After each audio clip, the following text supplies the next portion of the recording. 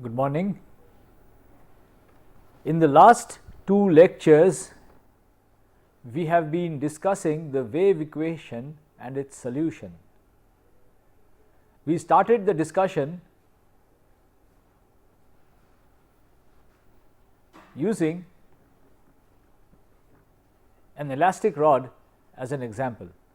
So, we considered a disturbance in the elastic rod, and the disturbance was such that there were displacements introduced, deformations introduced inside the rod, and we looked at the propagation of these disturbances in the same direction as in which the displacements were introduced. So, we had a situation where we had longitudinal waves. There were displacements, and the displacements in the rod propagated in the same direction in which we had the displacements. And starting from this, we derived an equation which governed the evolution of these displacements, and this equation was the wave equation. I then told you that the same equation appears in a large variety of situations where we have the wave phenomena.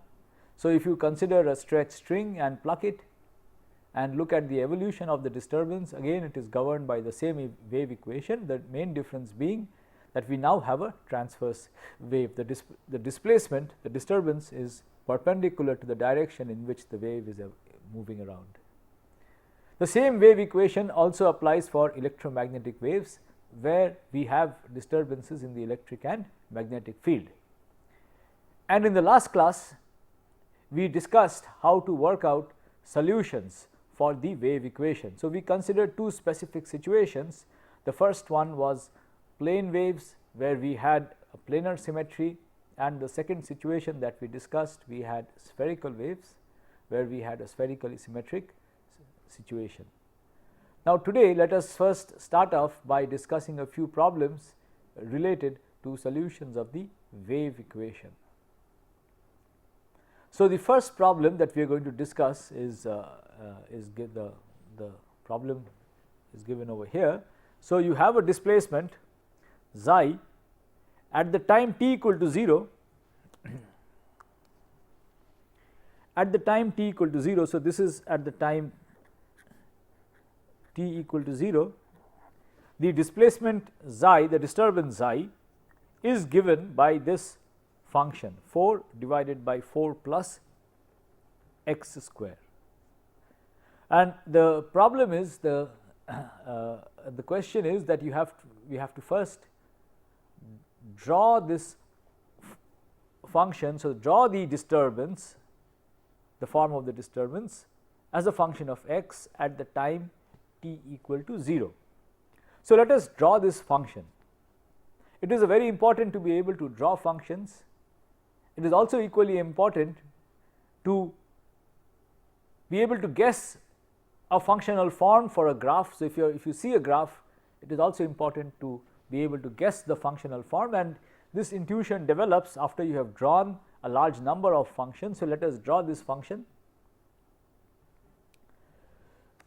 So, let us first ask the question, what is the value of xi at x equal to 0? So, at x equal to 0, xi has a value 1, it is the ratio 4 by 4. So, let me draw this here. So, this is xi and this is x,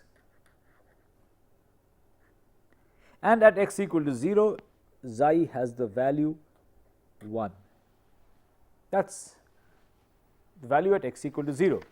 Now, as x increases, just look at this, as x increases, the value of xi goes down from 1, and as x tends to infinity, the value of xi becomes 0, approaches 0 asymptotically.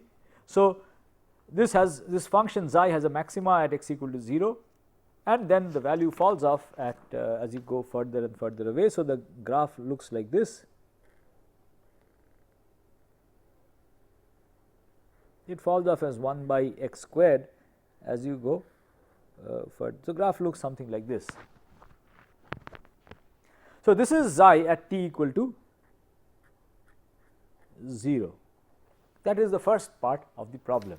Now, the second part of the problem is that we are given the information that this is a right propagating wave So, as time evolves, this whole it is a right propagating wave propagating towards the right with the speed Cs, or which I have denoted by c, 2 meters per second. And the problem is that you have to write down the full time dependence of this displacement. So, let me repeat the problem. You have been given the displacement xi at the time t equal to 0. The functional form of xi at t equal to 0 is given, and we are also given the information that this disturbance propagates to the right as a right propagating wave with the speed c 2 meters per second. So, the problem question is that now we have to write down what the functional form for the space time for x and t dependence of this displacement. Now, we know that if you have a right propagating wave, if a function f x is a right propagating wave, then you have to replace x by x minus c t. Any arbitrary any function of x minus c t represents a right propagating wave, and here the function has this form 4 by 1 4 plus x square.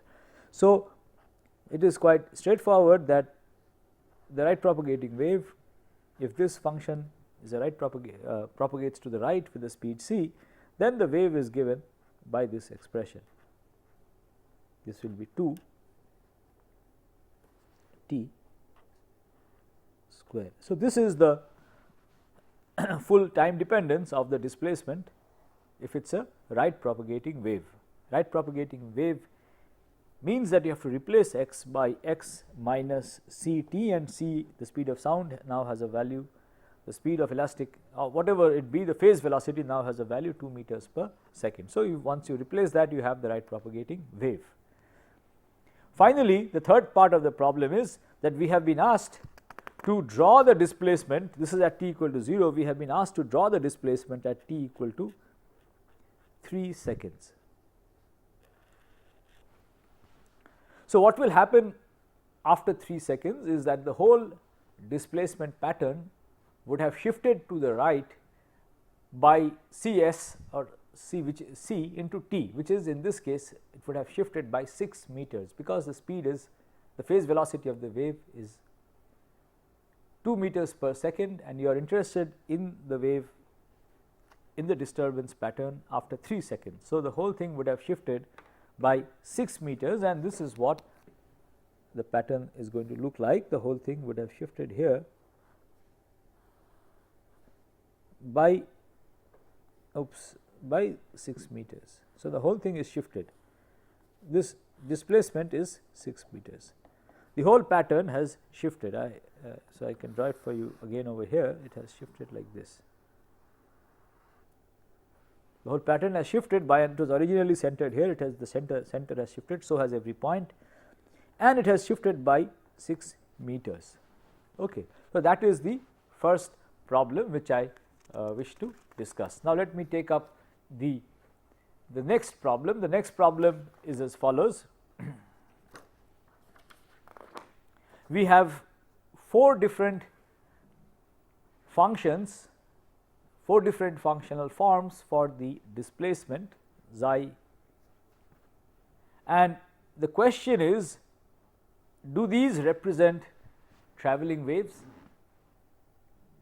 Do these functions represent travelling waves? If yes, then what is the speed of the wave?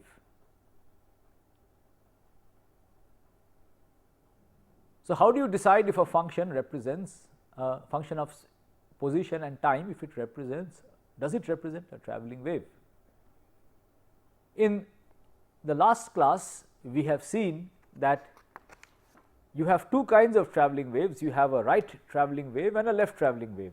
So, if I have some function f of x plus c t, f1 of x plus c t, where f1 could be any arbitrary function, provided it is differentiable and you have it is well behaved, it is a right, it is a solution of the wave equation, and it is a right, it is a left travelling wave, because we have x plus c t. So, the whole pattern moves to the left.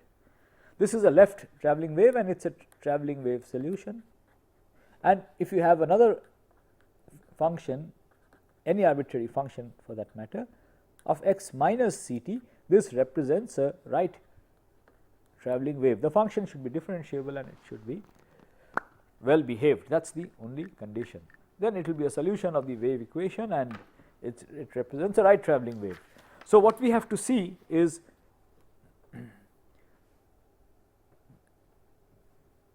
does this match with any of these two? If it matches with this, it is a left travelling wave. If it matches with this, it is a right travelling wave. So, let us look at the first problem, the first expression that is given. A, in this expression we have the displacement as a function of x and t, and it is sine square pi a x plus b t. Does this match with, the question is, does it match with any of these two forms, any of these two standard forms for the left or the right travelling wave? Now, it should be clear that if a and b are both positive, then this is a left travelling wave, travels along the negative x axis if both a and b are positive. If any one of them is negative and the other is positive, then it is a right travelling wave. Again, if both are negative, it is a left travelling wave. So, this does represent a travelling wave. It is of the form where it is a function of x plus some constant into time. So, if you interpret this as x plus a constant into time, a function of x plus a constant into time, that constant is the speed of the wave. So, for problem A, the speed, see, if you interpret this as x plus a constant into time. So, this, if you interpret this thing as a function of x plus a constant of time, let me do it explicitly for you here. The answer will then be clear. Xi x t is equal to a sine square pi, I take a common outside, a x plus b by a t.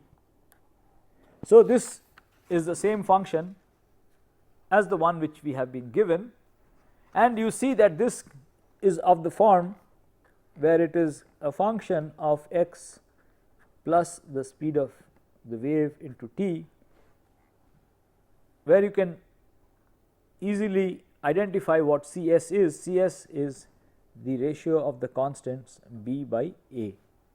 So, this does represent a travelling wave, and the wave speed of the wave is the ratio of b by a. Now, the next question is, does this b, so this is a travelling wave, does b represent a travelling wave? So, if b has to represent a travelling wave, it should be either of this form or of this form. Now, b, the function b, for problem b, the functional form of xi, the displacement, which is now a function of x and t, is given to be sine pi a x square plus b t. Now, notice that a x square plus b t is neither this, it is not x, you cannot write it as x plus a constant into time, neither can you write it as x minus a constant into time. So, it is quite clear that this does not represent a travelling wave. Let us take up part C of the problem. So, in part C, you are given a displacement. Now, the displacement is a function of the position in 3-dimensional space. So, in the earlier two problems, we had a disturbance which was there only along the x axis. In part C, in the part C problem, the displacement xi is a function of all three coordinates. So, we have represented it through a 3-dimensional vector r. So, vector r has all three x, y and z in it, and the functional form of xi is given over here. Xi is the exponential of minus ax plus by minus t the whole square, the square of this whole expression, divided by L square. So, L is some number of the dimension of time, because this whole thing has to be dimensionless. So, the question is this a travelling wave, and if it is a travelling wave, what is the speed? Now, what we had written down here was for a wave in one dimension, for a wave along the x, specifically along the x axis. Now, if I have a plane wave in some arbitrary direction, then I can write it as f, I can write the left propagating wave as n dot r, where n is the unit vector in the direction in which the wave is going.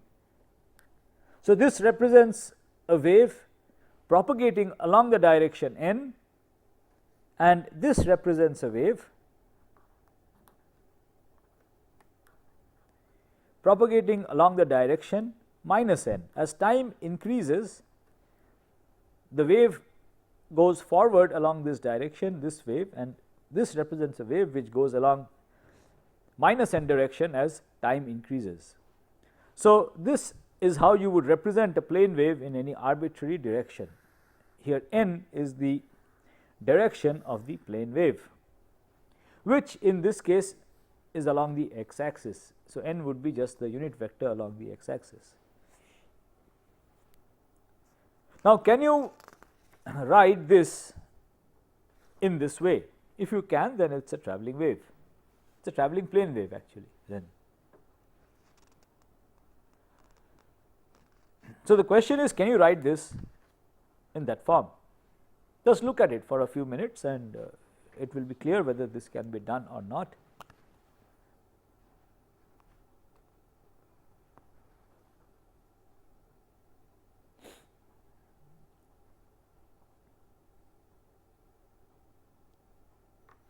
So, look at the argument over here. The argument over here is Ax plus By, and then you have a minus t. So, let us just focus on this Ax plus By.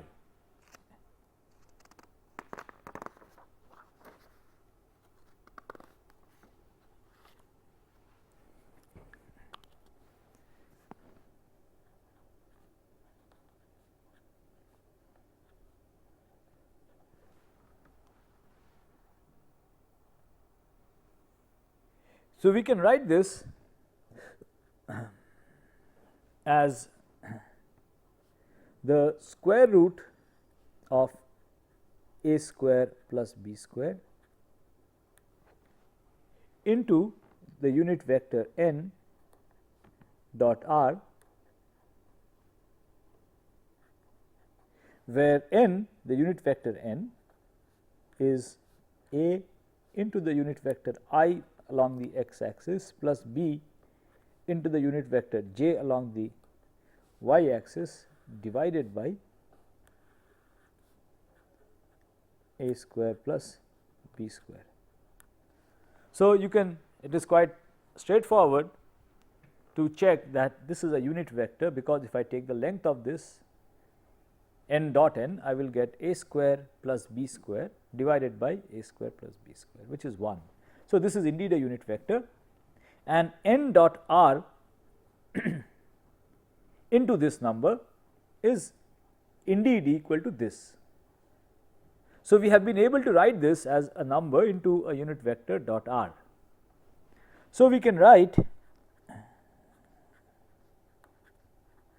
minus Ax plus By minus t as equal to square root of a square plus b square n dot r minus 1 by square root of a square plus b square into t. Right. So, what all that we have done is we have written Ax plus By minus t as overall factor of square root of a square plus b square into this unit vector n dot r minus this number into t. So, this is exactly the same as this. Now, it should be quite clear that the argument of this function, which is there in the exponent, has now been written in this fashion, right. So, the argument of this function has now been written in this fashion. So, it should be clear that this is indeed of this form, unit vector dot r plus c t. So, what you can say is that this does represent a travelling wave, and if you compare this with the way we have written the argument is over here. So, this is a function of this quantity, and that quantity which it is a function of can be written like this. So, you see that it is a function of n dot r plus this should be,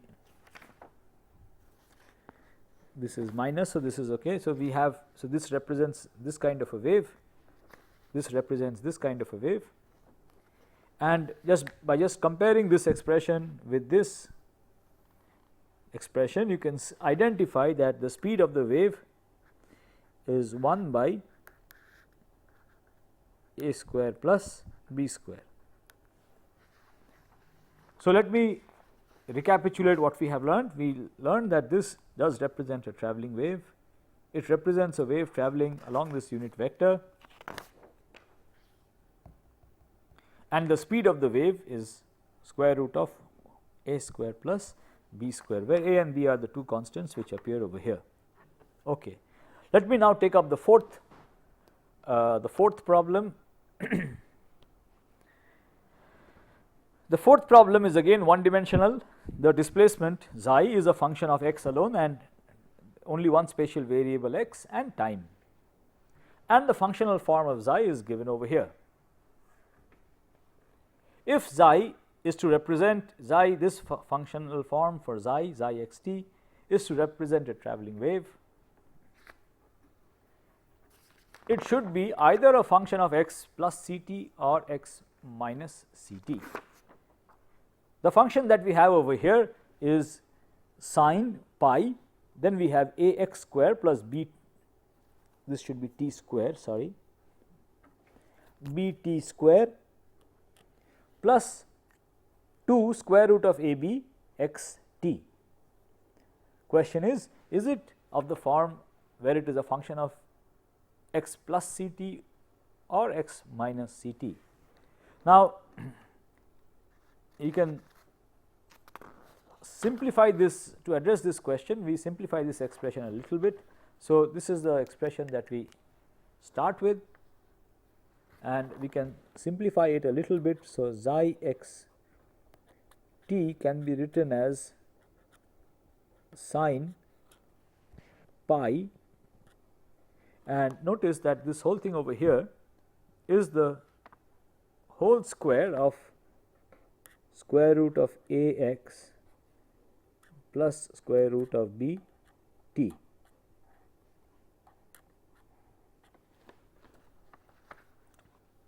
This expression is exactly the same as what I have written over here, because when I square this I will get the first term, the square of this will give me the second term, and the cross term 2 times this into this is going to give me the third term. So, the same displacement is expressed, the displacement is now expressed like this, and it is very clear that this is of the form where it is a function of x plus ct, where c has the value square root of b by a, right. So, this wave, this is indeed a travelling wave, and it has a speed the square root of b by a. So, this is a travelling wave, and its speed has also been calculated. Let me now take up a different problem, the final problem which we shall be discussing today, and this problem is as follows.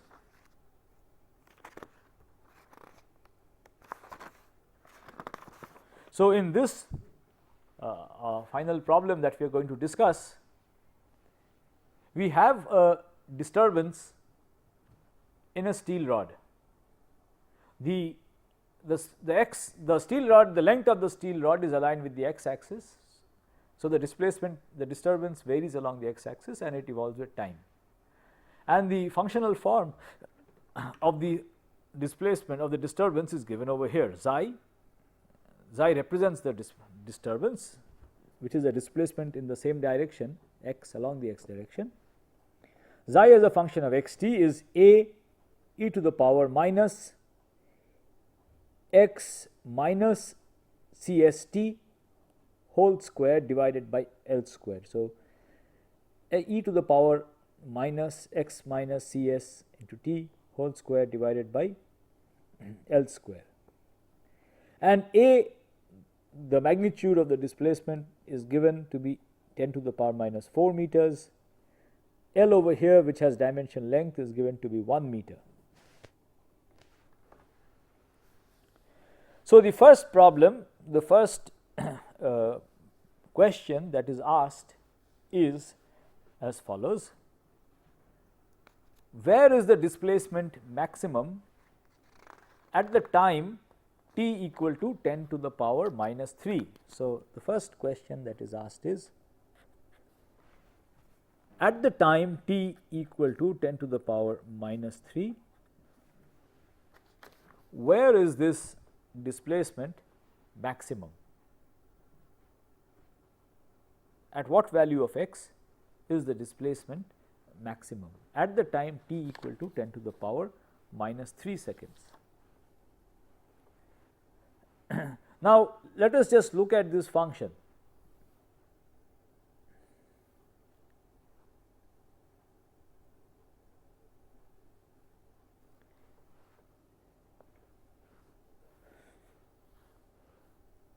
When does this function have the maximum value? It should be quite clear that this function has the maximum value when this argument x minus cst becomes 0. When this argument x minus cst becomes 0, this xi has the largest value. The largest value is a. If x minus cst is more than 0, the value of xi falls. So, the value of xi is maximum when x equal to minus cs into t. So, the maximum displacement is going to occur at the point x is equal to cs into t. So, this is where the maximum displacement is going to occur.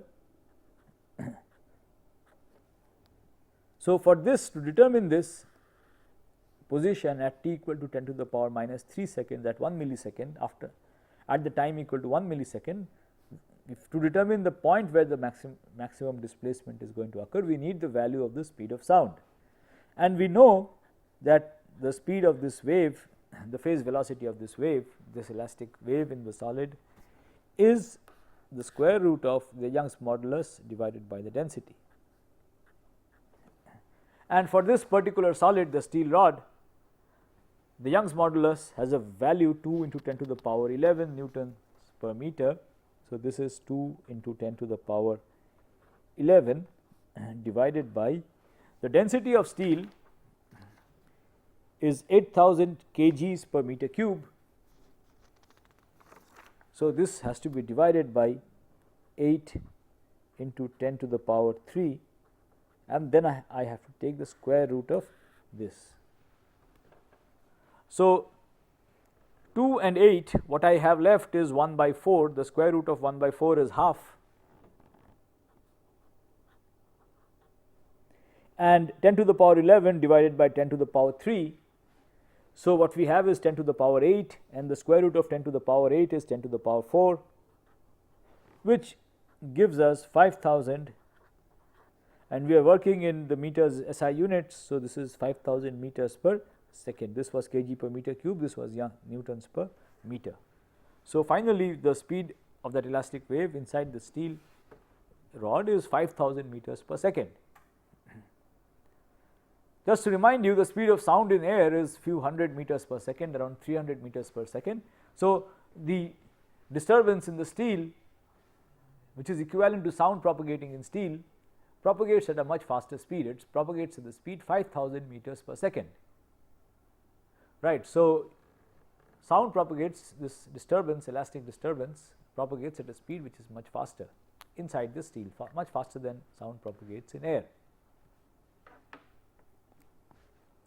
So, we have determined the speed is 5000 meters per second. We can now determine the value of x where you have the maximum displacement. This is going to be 5000 into 10 to the power minus 3. So, the value of the position where you will have the maximum displacement at 1 millisecond at the time 10 to the power minus 3 seconds is going to be 5 meters. So, at a distance 5 meters away from the origin x equal to 0, you are going to have the maximum displacement at the time t equal to 1 millisecond.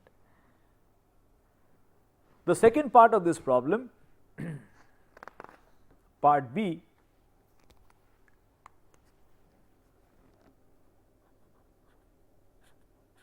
is as follows. We have to plot the displacement xi at the fixed point 5 meters as a function of time.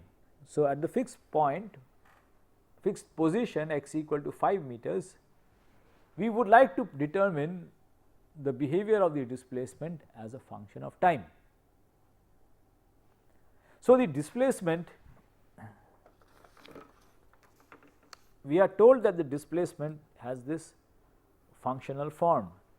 It has an overall coefficient a, amplitude a, and then it is e to the power minus x minus cs t whole square divided by L square. And we have to plot this as a function of time at the position x equal to 5 meters.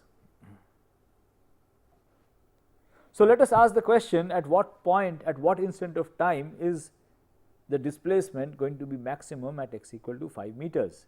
So, that is going to occur whenever x is equal to cs t. We have just determined the value of t, we have just determined this. So, at the point x equal to 5,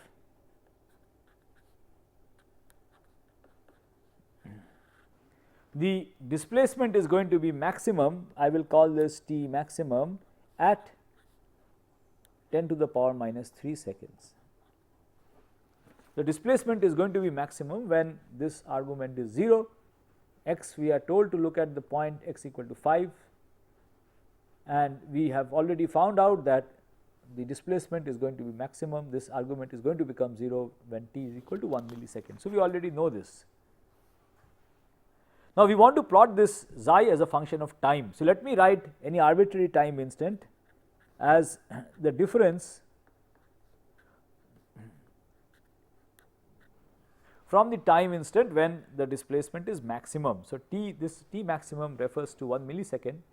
This is the instant when this xi is maximum, and if you look at any arbitrary time, the difference from this time instant when the displacement is maximum, I am calling delta t. So, I can now represent the displacement at 5 meters as a function of delta t, the difference in time from when it is maximum. So, if I substitute t by t maximum plus delta t, then xi at the point 5 and as a function of delta t now is equal to a e to the power minus 5 minus cs Tm minus cs delta t square divided by L square, and the maximum time at the time when Tm, when the displacement is maximum, these two exactly cancel out. So, what we see is that a is e to the power minus cs square delta t square divided by L square. So, as you move away from the time when the displacement is maximum, the displacement falls off like a Gaussian, e to the power minus proportional with some constant of proportionality to delta t squared. How does this function look like? So, let me draw it for you. this is the displacement, this is Tm. As we move, as we look at a time, another different time instant. So, if you look at a different time instant, say this time instant, this difference is delta t, and when delta t is 0, this has the maximum value a, and as delta t increases, this falls as e to the power minus delta t square with some constant on top over there. So, it falls like this.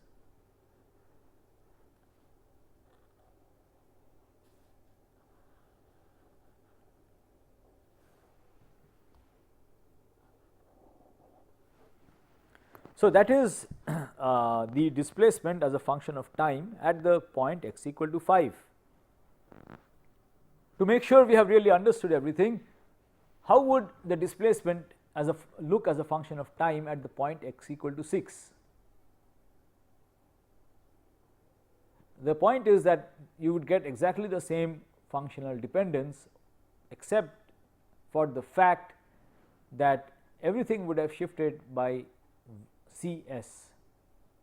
So, at the time at the point x equal to 6, the maxima is going to occur at a slightly later time 1 by Cs, and the whole curve would have shifted by the same amount 1 by Cs, same amount of time. Okay. The next part of this problem is to determine the velocity of this elastic medium as a function of time at the point x equal to 5. So, we have to determine xi, the velocity, sorry, we have to determine the velocity of the elastic medium, velocity of the elastic material as a function of time at the same point x equal to 5. So, let us calculate the velocity. How will you calculate the velocity? This gives the displacement. So, if you differentiate this once with respect to time, let me remind you again what it gives us. This is the elastic rod, and because of the disturbance, this element of the elastic rod will move around. So, because of the disturbance, it may move here or it may move here, and as it moves around, so this is the same rod, and because of the disturbance, this particular element here has now moved over here, and this is the disturbance xi x t. This is the point x. So, the time derivative of this del xi del t tells us the speed with which this point, with the material at this point is moving. This particular bit of the elastic material is moving. So, we have to calculate the time temporal derivative of this function which gives the displacement. So, when you differentiate this, you will pick up so you have to differentiate this exponential. So, you will get this whole thing, that you will get the same exponential back, and then you will multiply it by the derivative of this function. The derivative of this function is going to first have a minus sign, factor of 2, then you have to differentiate this, which gives us another minus sign into Cs. So, the velocity, this is the velocity at any point x, is going to be a 2 because of this, then x minus Cst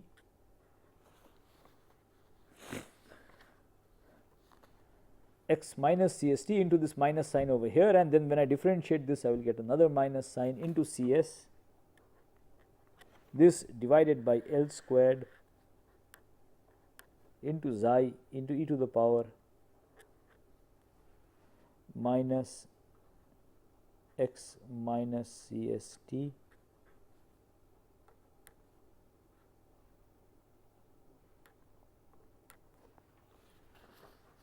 So, we have to now plot v as a function of time at the point x is equal to 5.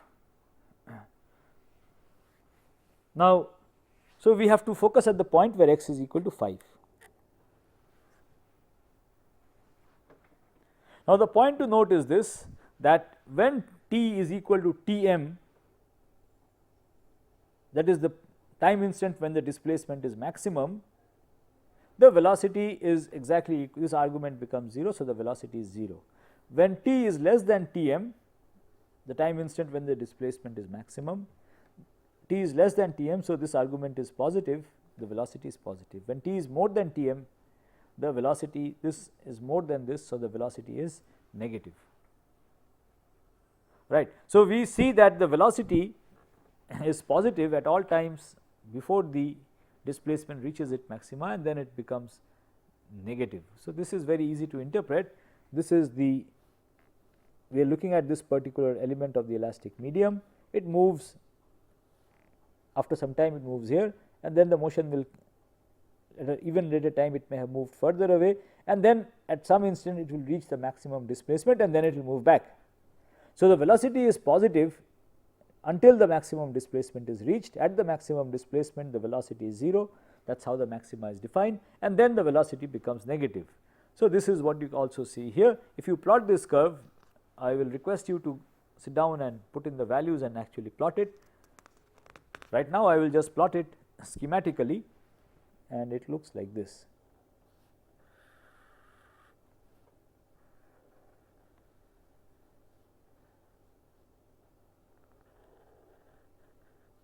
This goes to 0 as at large time, and this instant of time where the velocity is 0 is the Tm, the instant when the displacement is maximum. Okay. So, that brings us to the end of the problems which I wanted to discuss. So, for the rest of today's class, we shall be discussing, we shall discuss standing waves. So, the next topic that we are going to take up is standing wave. It is a continuation of solutions of the wave equation. So, we are going to discuss the topic that we are going to discuss is standing waves. So, let me get rid of this and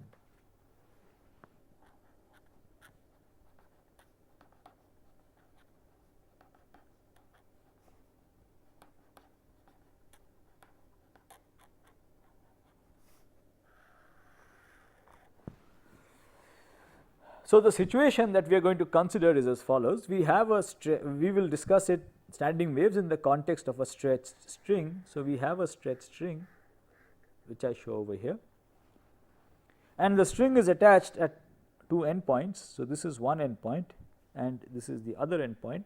The string is attached at these two endpoints, it is held tight by the two endpoints. The two endpoints cannot vibrate, and we shall be considering the transverse disturbances of the string. So, the string can be disturbed like this in the transverse direction.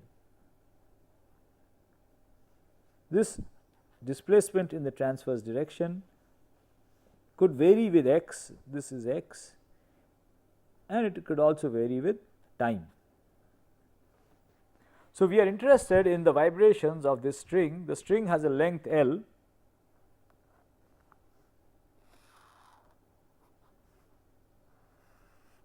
and this point corresponds to x equal to 0, this point corresponds to x equal to L. So, we are interested in studying the solutions of the wave equation.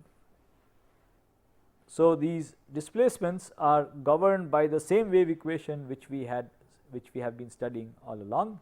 The equation is the same, the sound speed, the speed, sorry, not the sound speed, now the speed of these transverse vibrations in this stretched string are different. It depends on the tension and mass per unit length of this string, but the equation governing it is the same, only that the speed of sound, the phase velocity is different. So, we want to look for solutions to this equation.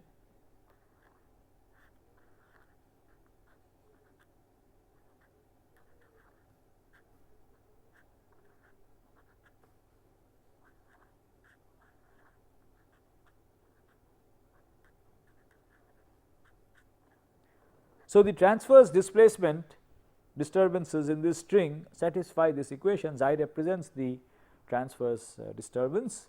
c here is the speed for this wave, which depends on the tension of the string and the mass per unit length of the string. The value of c depends on that, and these displacements are governed by this equation. We now have one additional thing that we have to take into account. It is the boundary condition. Until now we have not discussed the boundary conditions at all. So, in our discussion of waves till now, nowhere have we discussed what the boundary conditions are. It could be, the wave could be any arbitrary function. We have not discussed any boundaries. Here in this particular problem we have to impose the boundary conditions. So, the boundary conditions here are the fact that xi is 0 at the two endpoints. So, at all time instants xi is 0 at this point where the string is attached. This point does not get disturbed. Similarly, the other end of the string, the other extremity of the string, xi as a function of L at the at the other endpoint L as a function of time is also 0. So, at the two endpoints the string is fixed. The string is fixed here and here. These 2 points are not disturbed, the rest of the string can be disturbed. So, we want to find solutions of the wave equation which have this boundary, this boundary condition, and we could take whatever that we have discussed till now, the plane wave solution that we have discussed until now, and apply these boundary conditions, but we shall proceed to solve this equation in a different way, so that it gives you exposure to another method of solving the wave equation. So, we are going to use the method of separation of variables. So, we are going to look for solutions xi x t, we are going to look for solutions to the wave equation xi. So, we are going to look for solutions which are a product of two functions, one of x, I am calling this capital X, and another of time alone. Okay. So, we are expressing xi, the disturbance, as a function, as a product of two functions. The first one, capital X, is a function of the position alone. The second function, capital T, is a function of time alone. So, we are expressing the disturbance in the string as a product of two functions, one of position alone and one of time alone. So, we are taking a trial solution that looks like this.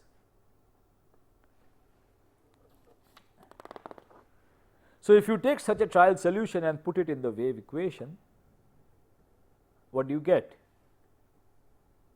So, let us look at this term by term. The first term over here is the spatial derivative of xi.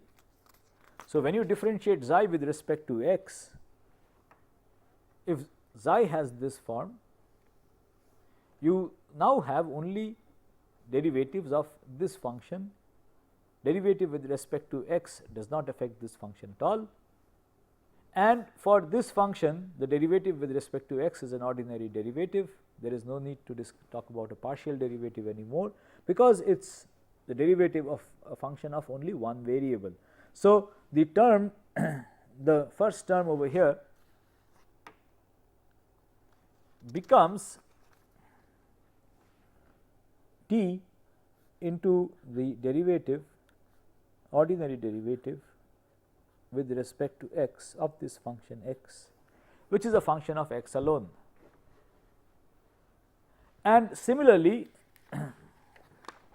the second term in the wave equation, which has a partial derivative with respect to time, when I take a partial derivative with respect to time, I have to keep x fixed. Now, when I take a partial derivative with respect to time here, it does not affect this function because it has no time. So, it is only on this function that the derivative acts, and you can replace it with the total ordinary derivative because there is no variable other than t in this function. So, the differential equation now becomes this.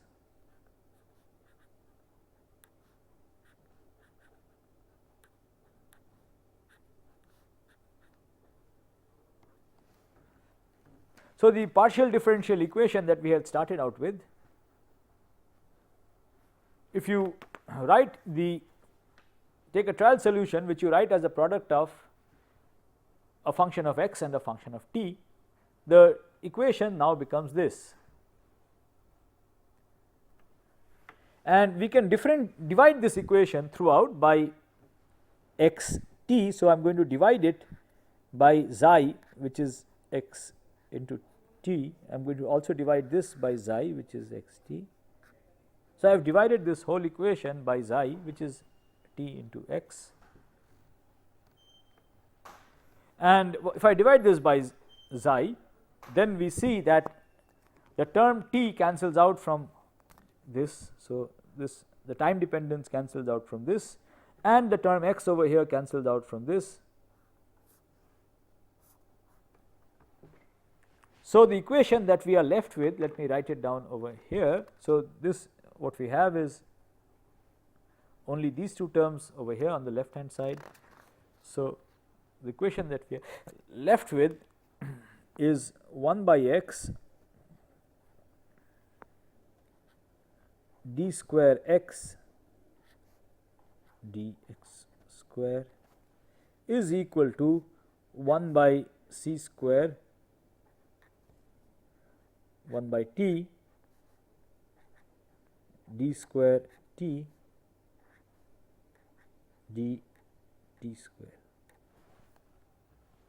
So, the ordinary differential, the partial differential equation that we had now gets simplified considerably, and we have an equation in terms of ordinary derivatives only.